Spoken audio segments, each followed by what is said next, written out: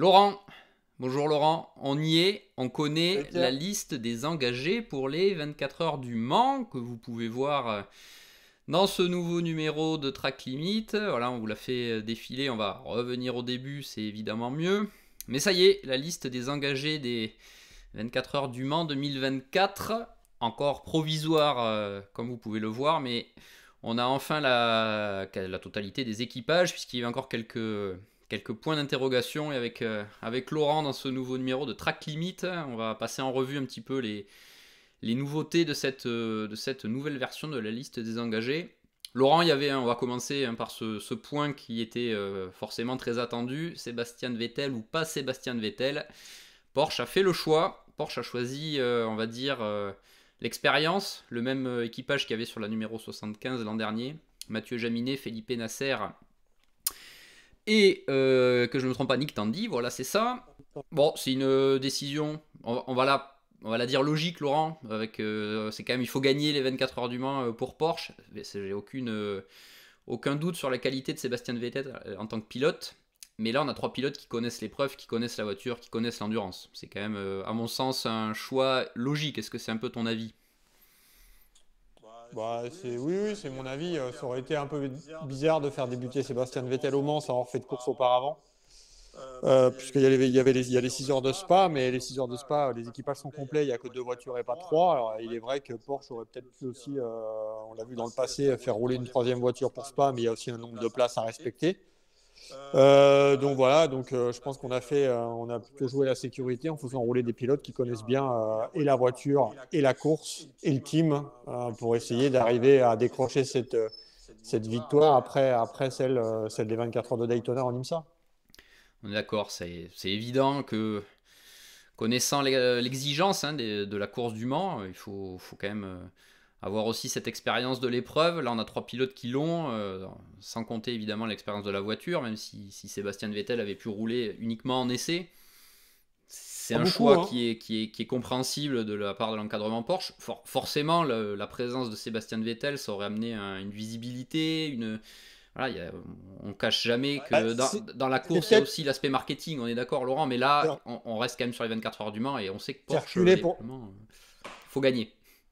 c'est reculé pour mieux sauter, hein, je pense. Oui, bah, on se doute il a sans doute des envies. Porsche a peut-être également envie d'avoir Vettel dans son line-up futur. Bon, on verra ce qu'il en est dans les prochaines semaines, prochains mois, prochaines années, on verra. Personnellement, c'est un choix que j'aurais trouvé même peut-être aussi un peu dur pour lui, parce que commencer sur la plus grande épreuve au monde avec toute l'attente qu'il y a autour, toutes les exigences, comme je disais, par rapport à cette épreuve, par rapport à la voiture. Bon, ça aurait peut-être été un peu compliqué. Bon, là, je pense que Porsche a fait le choix de la raison, on va l'appeler comme ça.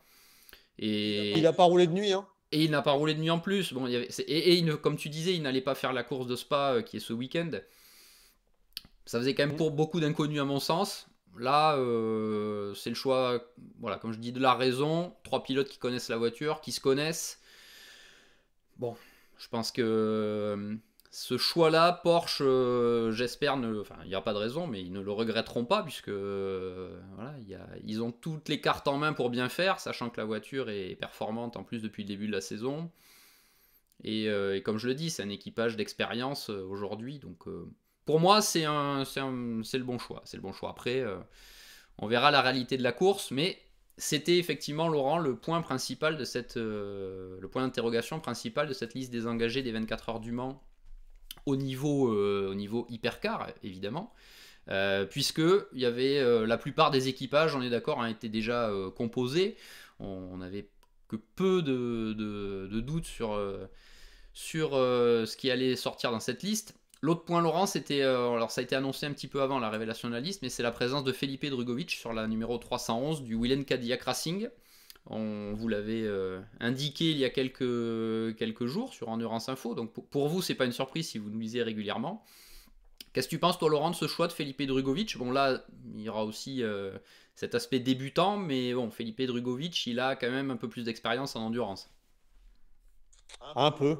C'est vraiment un peu, hein, quand même. C'est un peu. Bah, on a, on attendait plus. Moi, j'attendais plus un Alexander Sims, par exemple, qui connaît plus la voiture. Et surtout pour une course aussi spécifique que Le Mans, on sait que Wellen n'a qu'une seule voiture, comme l'année passée d'ailleurs. Mhm. Et que, bon, on attendait peut-être plus un Alexander Sims qu'un Felipe Drugovich. Alors, Felipe Drugovich a une expérience en endurance qui est quand même relativement limitée avec l'European Le Mans Series, puisqu'il roule chez Vector Sport. Mais bon, on a choisi une autre voie que la voie de la sagesse ce coup-ci, où je te dis, où Sims pour moi était plus à son aise dans cette voiture. Mais bon, on a décidé de faire confiance à Drugovich. Donc on verra. Peut-être que ça marchera très bien. Hein. Bon, on a vu Porsche a gagné Le Mans avec Hülkenberg, personne n'aurait parié sur Hülkenberg. C'est ce que j'allais te dire. On a vu et au final, ça l'avait fait. Donc on verra. C'est à la fin du bal qu'on compte, qu'on compte les musiciens. Non, qu'on paye les musiciens. Qu'on paye les musiciens, on paye. Faut les laisser. On les compte avant et on les jouer d'abord. On voit après leur prestation. Laurent, pas d'autres surprises. Hein, on est d'accord sur cette liste des engagés. Chez Alpine, Ferdinand Habsburg est mentionné. On sait qu'il est en convalescence après cet incident en essai. C'est Jules Gounon qui est ce week-end en remplacement à Spa. On espère que Ferdinand Habsburg déjà va se remettre à 100% de cette blessure et qu'effectivement il pourra tenir sa place pour le double tour d'horloge du mois de juin. Après, pas de surprise, hein. Chez Toyota, évidemment, tout était calé. Chez Cadillac Racing, également pas de surprise avec la présence de Sébastien Bourdet sur la numéro 3 avec Renger van der Zandt de Scott Dixon. Isota Fraschini avait déjà évidemment confirmé son équipage, tout comme les équipages du Hertz Team Jota, BMW, Lamborghini, Ferrari. Pas de surprise de ce point de vue-là, et Peugeot également. On était calé. Vas-y Laurent. Ce qu'il faut signaler quand même, c'est qu'il y a la deuxième Lamborghini, la deuxième Cadillac de Cadillac Racing et la troisième Porsche. Et donc la 311 doit sa place à une invitation donnée par l'IMSA. Oui. Et que quand même, on a 23 protos dans la catégorie hypercar, ce qui est évidemment un record. Et pour la première fois, on n'a que des prototypes équipés d'un système hybride, que ce soit LMH et LMDH. Et que pour la première fois aussi depuis bien longtemps, Michelin, qui est le manufacturier pneumatique unique de la catégorie hypercar, ne sera pas en nombre cette année au 24 heures du Mans sur la totalité des voitures, puisqu'il n'y a plus de catégorie GTE Pro, enfin GTE, pardon, aussi bien GTE Pro que GTE AM, et que Michelin, sur les 62 voitures, aura cette année les 23 voitures du plateau hypercar, mais pas de LMP2 puisque c'est Goodyear, pas de LMGT3 parce que c'est Goodyear aussi, et que Goodyear, du coup, on renverse un petit peu l'équilibrage. Pour Goodyear aura 39 voitures et Michelin aura 23 voitures. Justement, ce LMP2, Laurent, on va dérouler un petit peu cette liste. Hein. On voit que là encore, la plupart des équipages étaient annoncés, ou tout du moins, voilà, on avait... il y avait des trous, hein. Il y avait des trous, mais pour beaucoup, quand même, l'architecture était faite.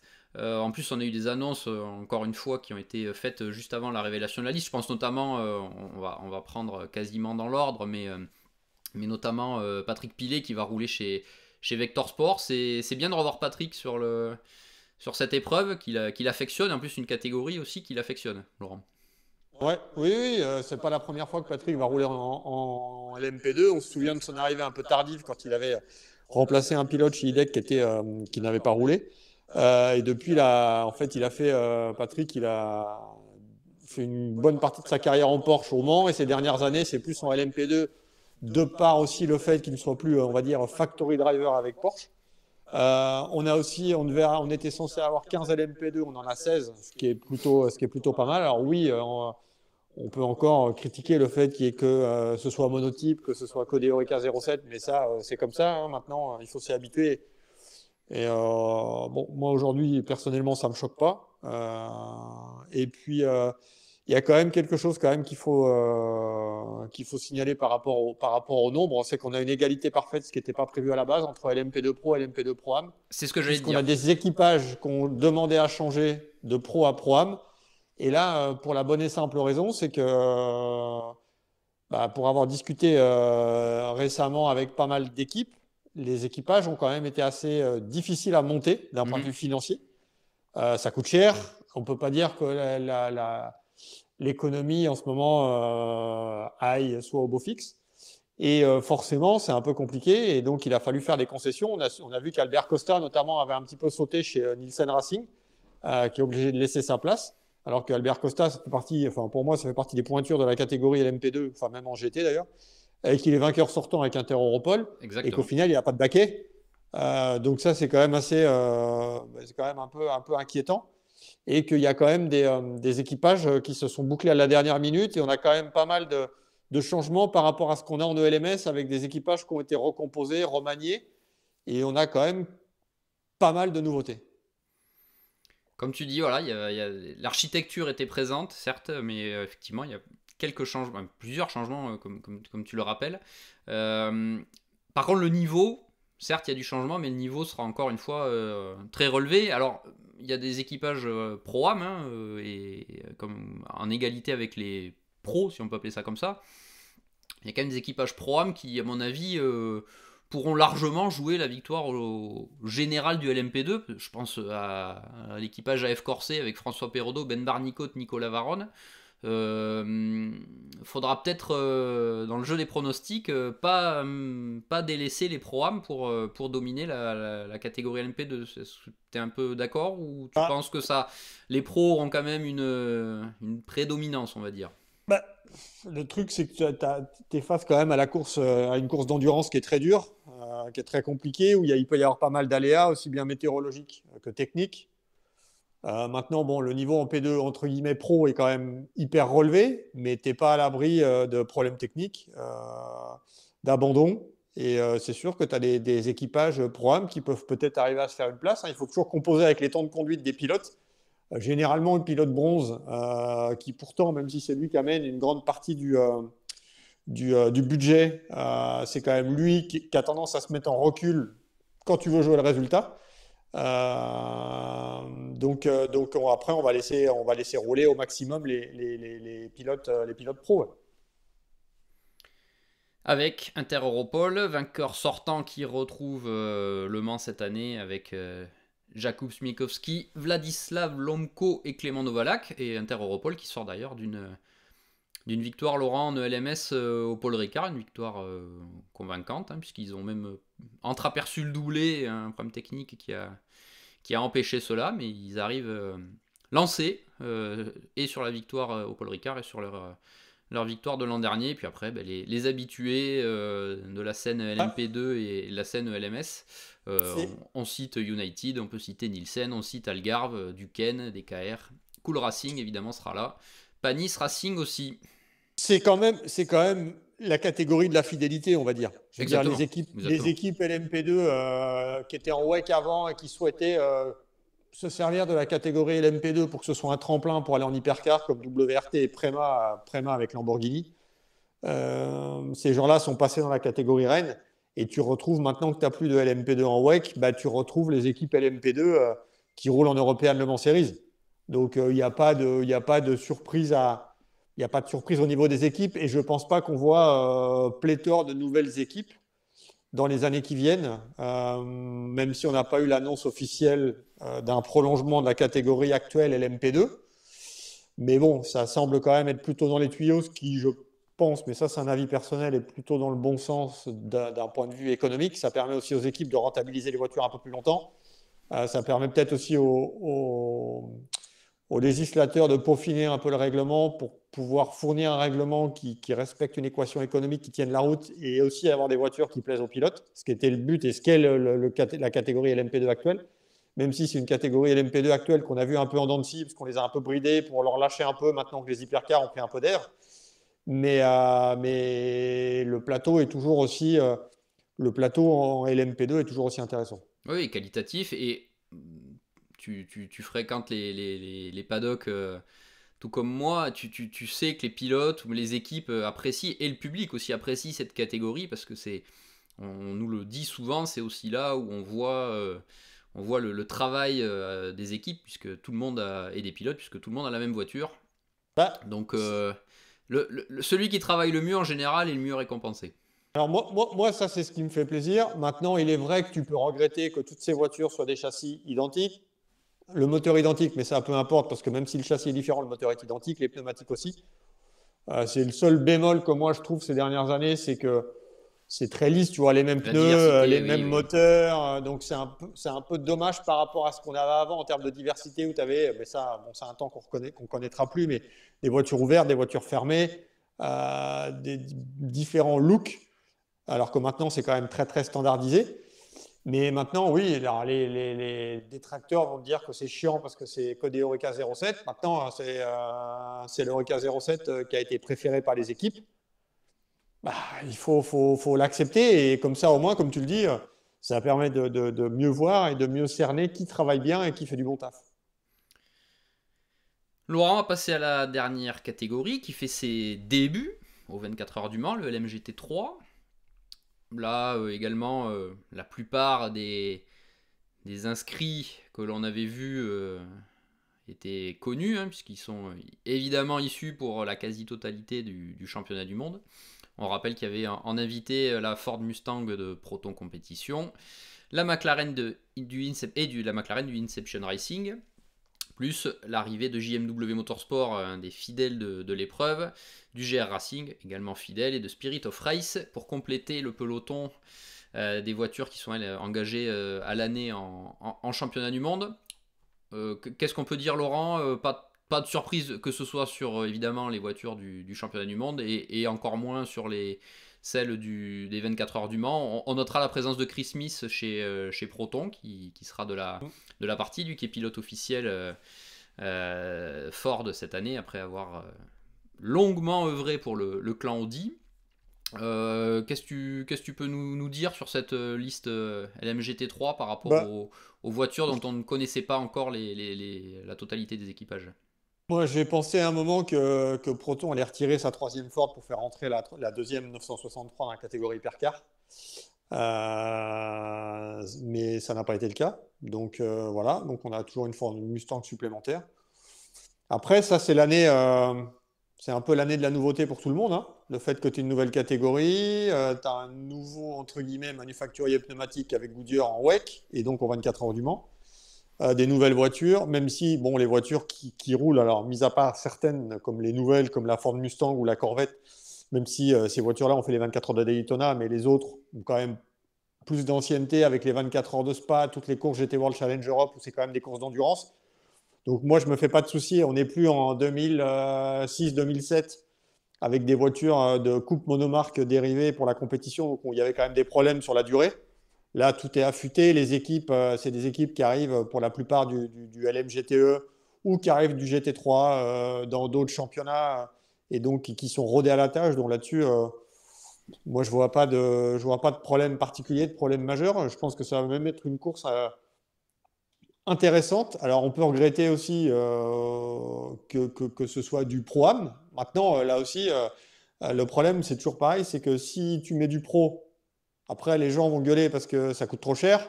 Et là, si tu mets que du pro-am, les gens vont gueuler parce qu'il n'y a pas de pro. Donc, à un moment, on peut pas dire qu'il faut alors, que ça coûte moins cher, non, parce que le GT3 coûte pas moins cher que le GTE sur un programme complet. Ça, c'est clair parce que toutes les équipes sont d'accord là-dessus, que le coût est quand même élevé. Mais maintenant, tu as t'as quand même une belle diversité, même si évidemment il manque Audi, il manque Mercedes. Oui, après le format Pro-Am avait été annoncé tout de suite, donc c'est sûr que c'est pas une surprise en soi de ne pas avoir des équipages pas pro en tout cas cette année. On verra ce que le futur nous réserve si un jour on en revient à avoir des équipages pro. Mais moi quand je vois cette liste des engagés avec quand même toutes les marques, la quasi-totalité des marques représentées, qui sont aujourd'hui en GT3, on a quand même un plateau enviable, Ouais, plus qu'enviable même, parce qu'on a quand même. et, On l'a vu d'ailleurs dans les premières courses, que ce soit au Qatar ou que ce soit à Imola, ça donne des belles courses quoi, dans la classe. Quoi. et en plus, si tu prends le plan global, c'est-à-dire sur la liste complète des engagés, sauf erreur, tu as quand même 46 rookies sur les trois catégories confondues. Alors, il faudrait faire le calcul par rapport aux années passées, mais je pense que c'est plus que les années passées. Évidemment, comme tu as plus de GT3 en Pro-Am où tu as forcément un bronze par voiture, ben, ça a incité aussi les bronzes à s'intéresser. Tu as déjà toutes les voitures qui roulent en WEC, plus les voitures invitées.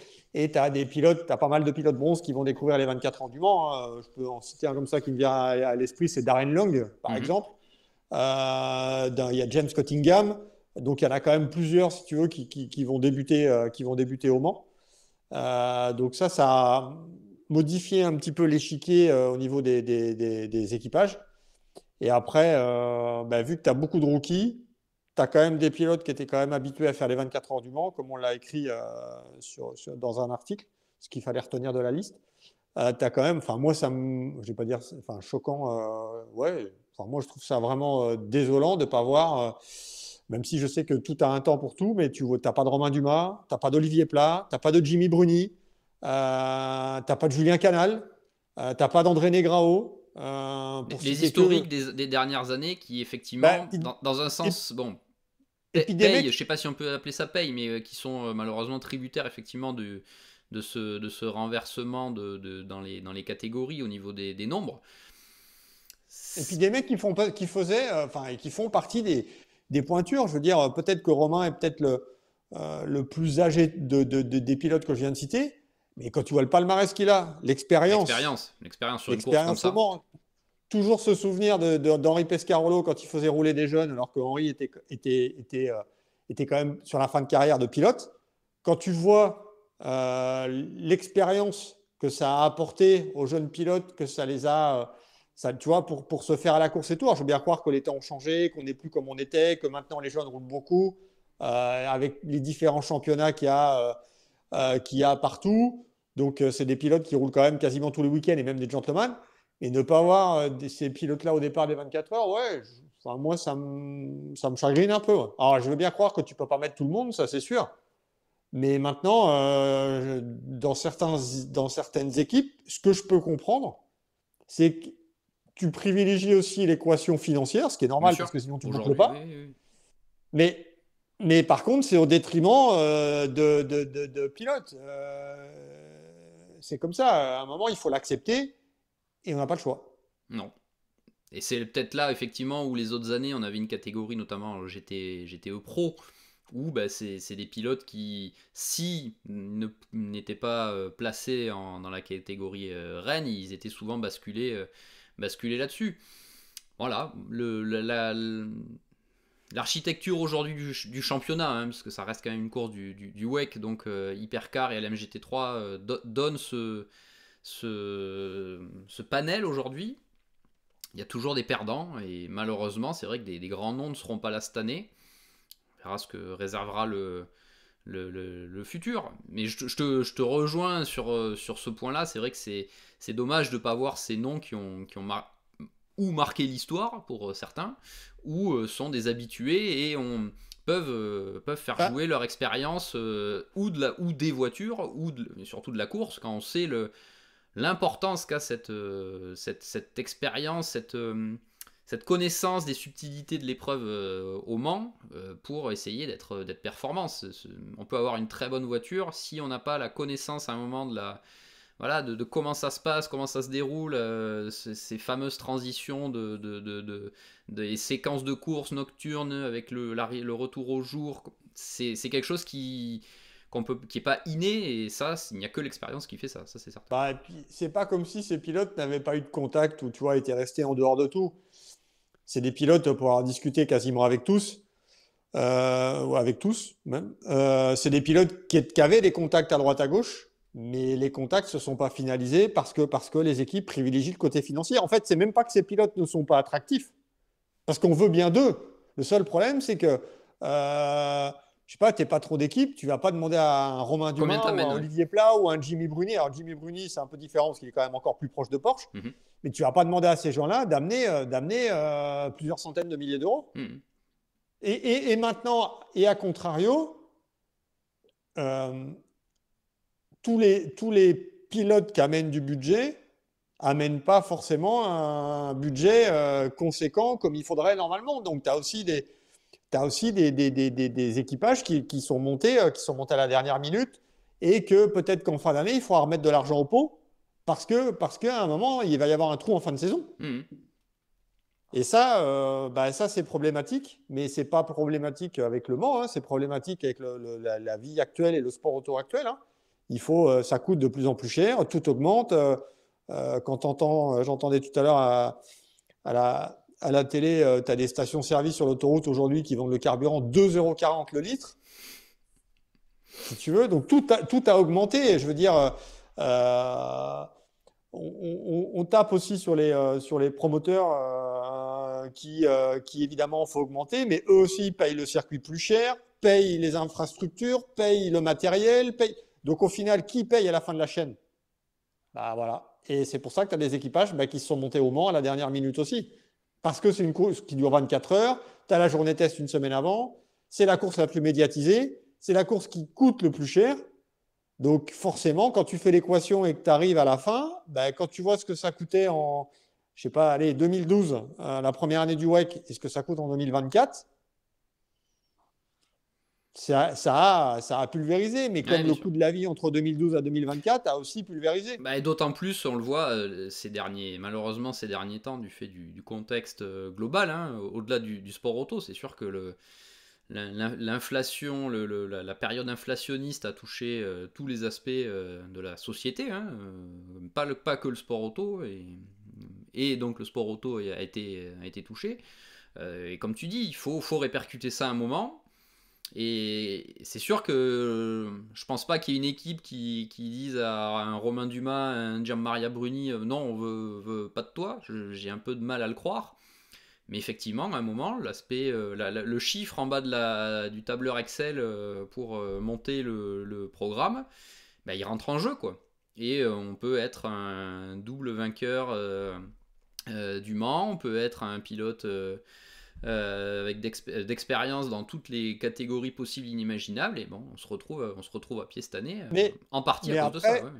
après si tu veux, la billetterie a fonctionné, c'est sold out, donc ça c'est bien. Tu vois, il y aura du monde. Il y avait déjà du monde l'année dernière. Et on peut pas dire enfin là on parle du Mans, mais que le sport auto en général n'intéresse plus parce qu'il y a du monde partout. Le week-end dernier à Brandzach, il y avait près de 20 000 Ouais, personnes. on l'a vu. Imola a été un grand Le, succès. On le sait LMS, il que. y avait du monde au Paul Voilà, Ricard. exactement. GT World Challenge, il y avait du monde. Même tu vois, la finale, même d'un championnat national, tout ce qui est camion, moto, Mhm. voiture, tout ça, il y a du monde. Donc ça, c'est plutôt bien. Mais ouais, pour en venir à la discussion du départ, c'est un peu dommage que tous ces pilotes-là soient pas sur la grille. Mais il n'y a pas de place pour tout le monde, il n'y a que 62 voitures. Donc il faut plus de voitures dès l'an prochain. C'est ce que tu me dis? Il faut plus de voitures. Oui, parce que je pense que, enfin, il y a il y a dû y avoir nettement plus de dossiers que le nombre de places. Maintenant, tu peux pas pousser la voie des stands indéfiniment. Et si tu prends la décision de le faire, il faut que tu sois sûr de pouvoir le faire sur la durée et pas sur un one shot, parce que ça a aussi un investissement pour le circuit.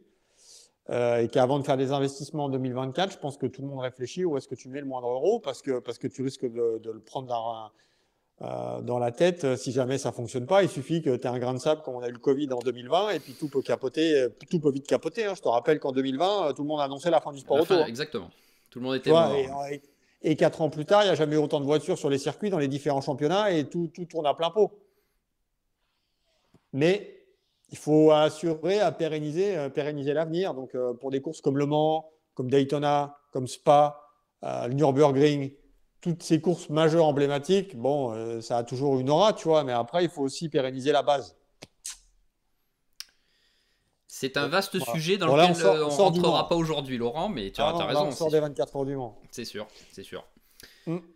Laurent, on a fait le tour de cette Ouais. liste des engagés. Maintenant, le compte à rebours commence, hein, puisqu'on est à un petit peu plus d'un mois de l'épreuve. On rappelle, il y aura la journée test une semaine avant. On aura les premiers roulages d'importance toujours, pour notamment, comme tu dis, les nombreux rookies. Ça sera une date charnière dans cette préparation des 24 heures du Mans. Ceux qui n'ont jamais roulé sont en train ou ont déjà passé le test en simulateur également. Nous, on donne rendez-vous, évidemment, on sera évidemment sur place à partir de la journée test et dans la semaine mensuelle pour vous faire vivre tout ça. Laurent, on se donne rendez-vous très prochainement encore sur un nouveau numéro de Track Limit. Sur, maintenant vous le savez, en vidéo et en version audio. D'ailleurs, on tenait à vous remercier parce qu'on a été assez surpris par le nombre de vues. On s'attendait pas, alors c'est pas des chiffres forcément mirobolants, mais on pensait pas que la version vidéo du dernier sur Imola serait reçue comme elle a été reçue. Et on vous en remercie, donc on espère que ça va progresser au fur et à mesure. On part de zéro à ce niveau-là et on espère progresser toujours petit à petit dans les prochains numéros. On travaille aussi sur la technique, c'est quelque chose que vous nous avez mentionné. On essaie, mais comme on vous dit, on n'est pas dans le même local, c'est pas toujours évident. On progresse, on essaie de travailler. Laurent, en tout cas, merci pour ce Merci petit à toi. tour d'horizon de cette liste des engagés. On vous invite évidemment à aller voir le site Endurance Info. On a fait des articles un peu plus détaillés, voilà, avec des statistiques. Et évidemment, on continuera à suivre l'évolution de la préparation des 24 heures du Mans sur le site dans les jours qui viennent. Laurent, ce week-end, c'est WEC avec les 6 heures de Spa. Il y aura Thibaut sur place et on reviendra évidemment durant tout ce week-end sur toutes les différentes séances avec les comptes rendus, les interviews et les coulisses de cette manche. Et évidemment, on débriefera cette troisième manche du WEC dans un prochain numéro de Track Limit. Laurent, merci à toi et on vous donne rendez-vous prochainement dans un nouveau numéro de Track Limit sur Endurance Info. Merci.